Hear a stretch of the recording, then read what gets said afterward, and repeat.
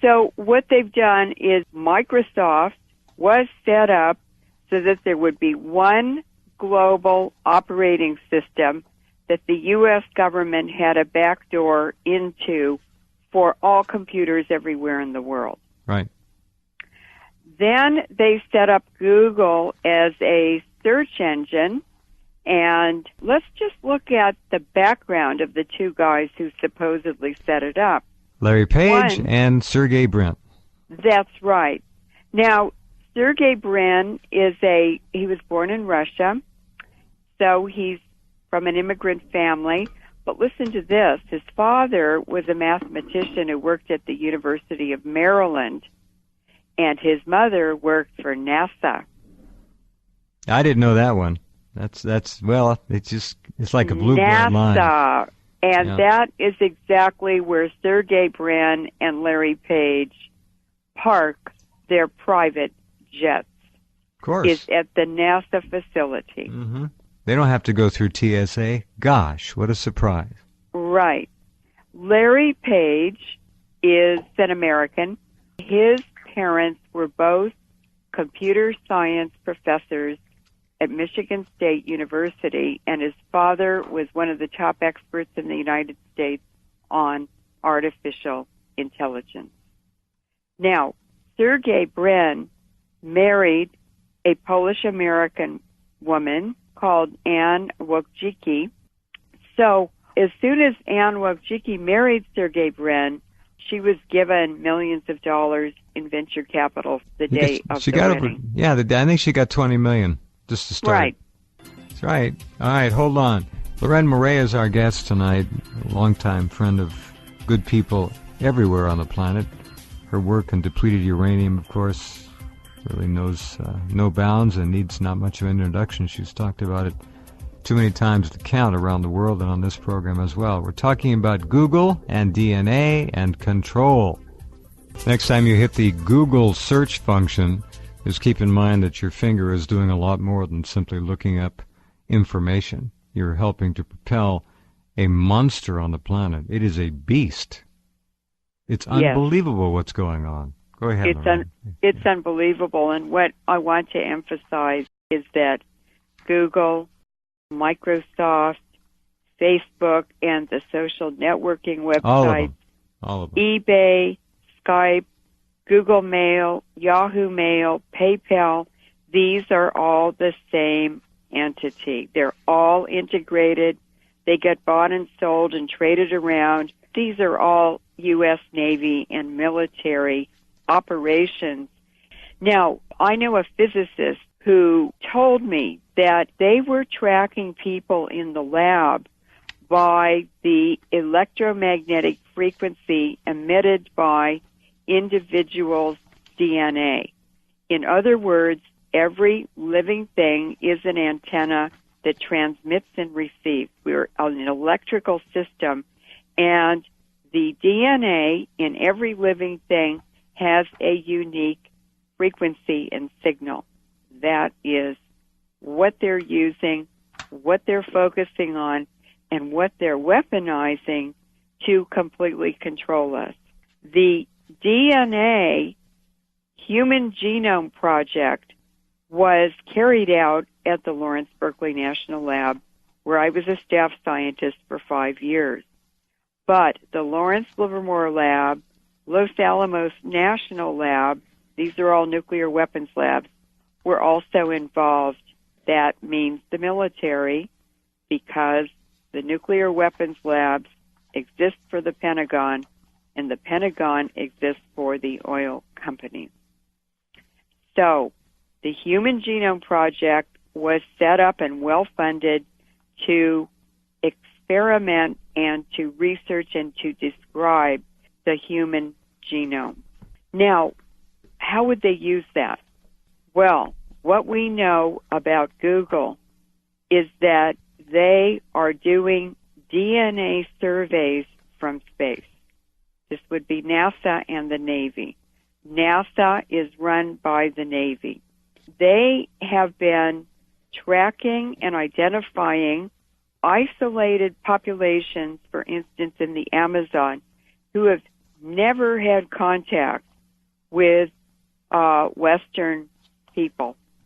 These are villages of isolated people who are still living their traditional hunter-gatherer lives, right? And they've never seen a Westerner. That's not just humans. They are also doing a global species survey, and I've been tracking this for 2 years and noticed that many new species are being discovered, and it seems to be on a grid system. So they're doing a survey from space, and they went down the west coast of South America and then came up the east coast, and now they're in Southeast Asia. And if you watch in the news, about once a week they come up with a new article and photos on new species they've discovered. This is part of the United Nations Agenda 21 program, which is to identify all species and to do a complete global inventory of humans and animals. And what David Rockefeller has said about Agenda 21 is that in the end, we're going to have a chip on every person, and they will only be allowed to take out of the system what they put into it. If you work 12 hours a day, you're allowed to take 12 hours of something of value out of the system, but nothing more. What is going on? The J. Craig Venter Institute, which you sent me the article, right, has their mission as, quote, to forge new life forms, unquote. And they are also involved in manipulated computer code on DNA. What does this mean? Well, Dr. Helen Wallace from GeneWatch in 2002 said, we are in great danger, and she described this as a massive DNA database by the back door. Now, what this does sociologically, it begins to set up a caste system here, which we already have, but this is a different way of doing it. I don't know where it's all going to go, but it's clearly hurtling forward at a pace that is pretty damn scary if you understand the potential of control here.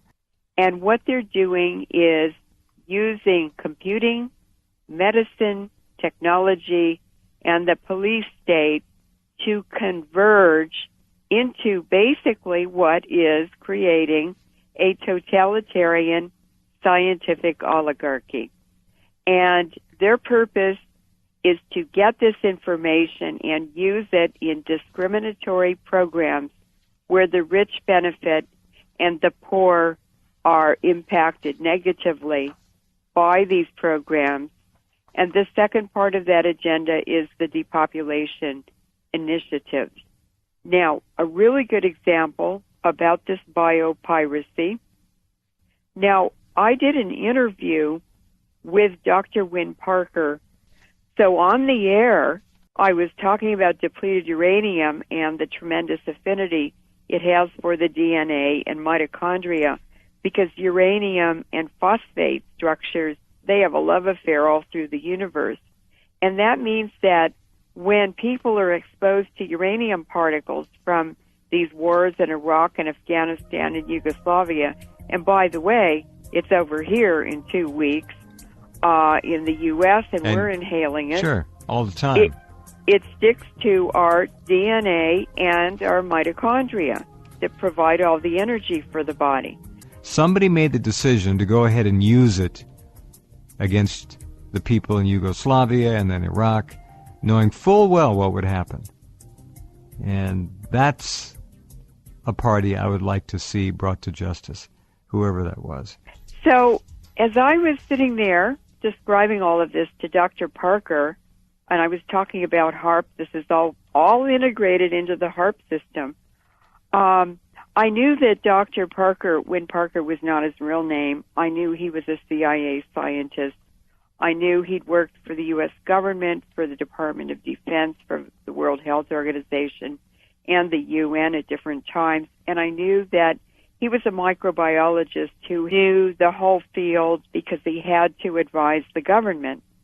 And so I just said, Dr. Parker, what is the application of this discovery that nanoparticles are transmitters? And he caught his breath and he said, well, it's to redesign the human genome. That's all, huh? That's all. They're going to create a new species, is what they're talking about here. Basically. It's to create anything they want to. That's right.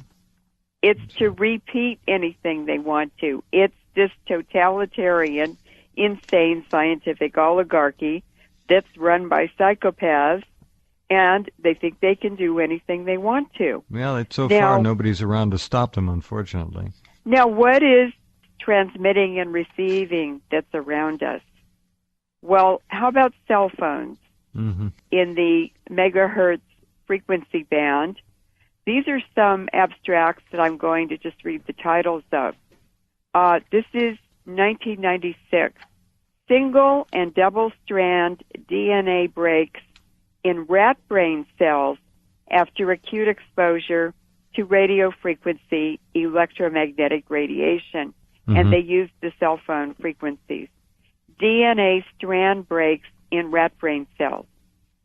So they're talking about sterility, about cancer, and about altering people's behavior. And the airport scanners are doing the same thing. Wouldn't surprise me. I'm amazed that there's very little attention being paid to the electric grid. And as all of you listening know, it is surrounding you and everybody you know 24 hours a day. Your home, your office, it doesn't matter. It's called wiring in your walls. And that 60 hertz electric service that you rely on to power your goodies can also be used to carry any kind of telecommunication business you can imagine, and I would submit mind and behavior altering and control platforms as well. It's all doable.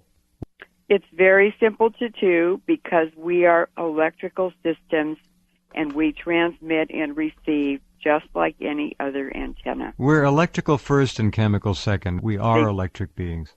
That's right. And a lot of this was described in the 1930s in the lectures that Bertrand Russell gave at Oxford University.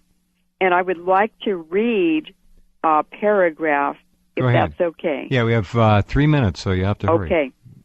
A totalitarian government with a scientific bent might do things that to us would seem horrifying.